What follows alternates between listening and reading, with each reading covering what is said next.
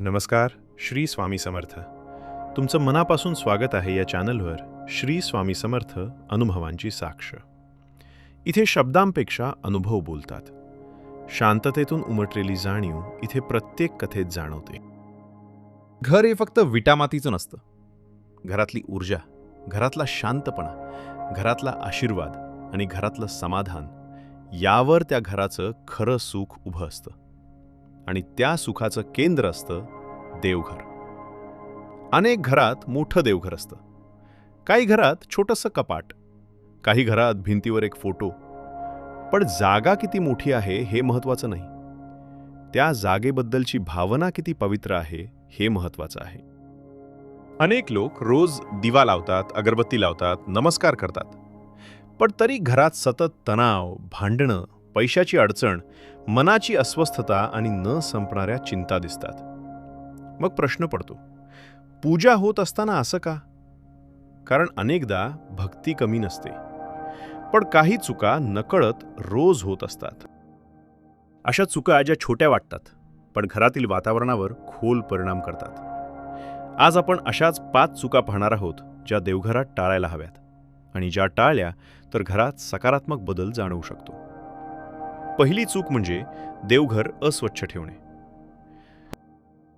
अनेक लोक बाहेरचं घर झाडून पुसून चमकदार ठेवतात, पण देवघरात धूर साचलेली असते, फुलं कोमेजलेली असतात, अगरबत्तीची राख तशीच पडलेली असते, दिव्याचं तेल सांडलेलं असतं, कपड्यांवर डाग असतात.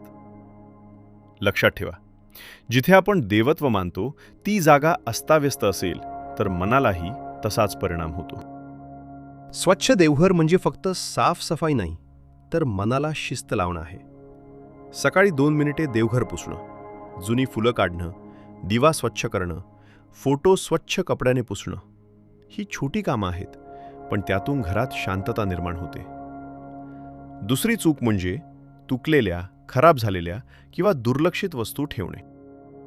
अनेक घरांत तुटलेली घंटा, फुटलेली मूर्ती, तडा गेलेला फोटो फ्रेम, बंद पडलेला दिवा, जुनी तुटकी माळ वर्षानुवर्ष देवघरात ठेवलेली असते. काही लोक म्हणतात, भावना आहेत म्हणून ठेवतो.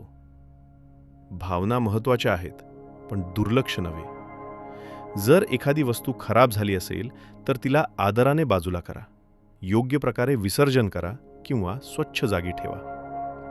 देवघर हे संग्रहालय नाही. देवघर म्हणजे जागृत ऊर्जा, जिवंत श्रद्धा. जिथे निष्काळजीपणा साठतो तिथे प्रेरणा कमी होते.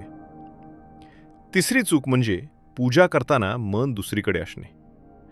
हातात अगरबत्ती असते पण मन मोबाईलमध्ये असतं. ओठांनी मंत्र म्हणतो पण डोक्यात ऑफिसची चिंता असते. नमस्कार करतो पण लगेच वाद घालायला निघतो. अशावेळी पूजा कृती होते, अनुभूती होत नाही. देवाला मोठे मंत्र नकोत. 2 मिनिटांची खरी एकाग्रता पुरेशी असते. सकाळी फक्त शांत बसून श्री स्वामी समर्थ हे नाम मनापासून घ्या. 10 वेळा घेतलं तरी चालेल, पण जागेपणी घ्या. पूजा घाईत उरकण्यापेक्षा 2 मिनिटं शांत श्रद्धा जास्त प्रभावी असते. चौथी चूक म्हणजे देवघरासमोर नकारात्मक बोलणे. काही घरात देवघरासमोरच भांडणं होतात, शिवीगाळ होते, तक्रारी चालतात, रडारड होते, एकमेकांचा अपमान होतो. विचार करा, जिथे आपण शांती मागतो तिथेच आपण अशांती पसरवत असतो. देवघरासमोर वाद झाला तर लगेच थांबा, आवाज कमी करा, त्या जागेचा मान ठेवा. घरात मतभेद असतीलच, पण देवघरासमोर कटू शब्द नकोत, कारण मुलंही तेच शिकतात. देवघरात दिवा आहे पण स्वभावात अंधार आहे. 5वी चूक म्हणजे फक्त मागणं आणि कधीही कृतज्ञता न ठेवणं. अनेक लोक देवघरात जातात ते फक्त अडचण आली की नोकरी द्या, पैसा द्या, आजार बरा करा, संकट दूर करा, मुलाचं काम लावा, केस जिंकू द्या. मागणं चुकीचं नाही, पण रोज फक्त मागत राहिलं आणि जे आहे त्याबद्दल धन्यवाद दिला नाही तर मनात कायम कमतरता वाढते. एक दिवस असाही ठेवा, ज्या दिवशी काही मागूच नका, फक्त म्हणा, आजवर जे दिलंत त्याबद्दल धन्यवाद. माझ्याकडे श्वास आहे, घर आहे, कुटुंब आहे, अन्न आहे, प्रयत्न करण्याची शक्ती आहे. याबद्दल कृतज्ञ आहे. कृतज्ञता मनाला श्रीमंत बनवते. आता प्रश्न येतो, या चुका टाळल्या तर खरंच बदल होतो का? हो, पण जादूने नाही.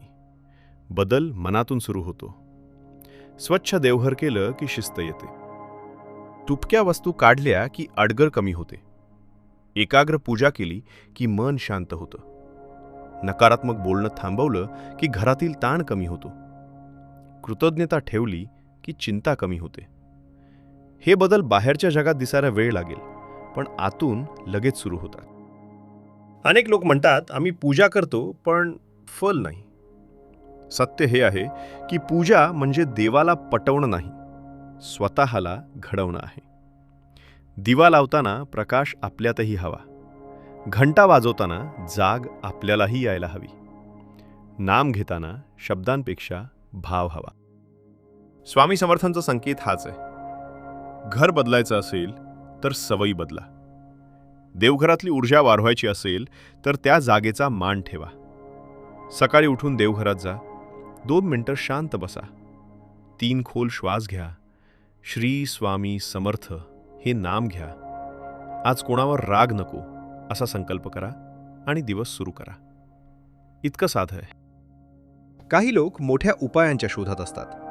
कोणता दिवस, कोणता रंग, कोणता मंत्र, कोणती दिशा, कोणती वस्तू, पण मूलभूत गोष्टी विसरतात. स्वच्छता, आदर, शांतता, सातत्य, कृतज्ञता हीच खरी पंचसूत्री आहे. तुमच्या घरात देवघर छोटं असेल तरी चालेल, पण मन मोठं ठेवा. फुलं कमी असली तरी चालतील, पण भावना ताजी ठेवा. अगरबत्ती नसेल तरी चालेल, पण शब्द सुगंधी ठेवा. मोठी आरती नसेल तरी चालेल, पण वागणं पवित्र ठेवा. कारण देव फोटोत बसलेला नसतो, तो घराच्या वातावरणात दिसतो. जिथे प्रेम आहे, जिथे संयम आहे, जिथे आदर आहे, जिथे मेहनत आहे, जिथे सत्य आहे, तिथेच देवत्व आहे. म्हणून आजपासून या 5 चुका थांबवा. देवघर अस्वच्छ ठेवू नका. तुटलेल्या वस्तू साठवू नका. पूजा करताना मन भटकू देऊ नका. देवघरासमोर कटू शब्द बोलू नका. आणि फक्त मागत राहू नका. आभारही माना. मग बघा, घरातला आवाज बदलतो. चेहऱ्यावरची चिंता कमी होते. मन स्थिर होतं. आणि नकळत घरात प्रसन्नता वाढते. हेच खरं स्वामी समर्थांचं संकेत आहे. चमत्कार शोधू नका. संस्कार सुरू करा. दिवा बाहेर लावा, पण प्रकाश आत पेटवा. श्री स्वामी समर्थ. स्वामी समर्थांची साथ आपल्या आयुष्याला स्थैर्य देत राहो.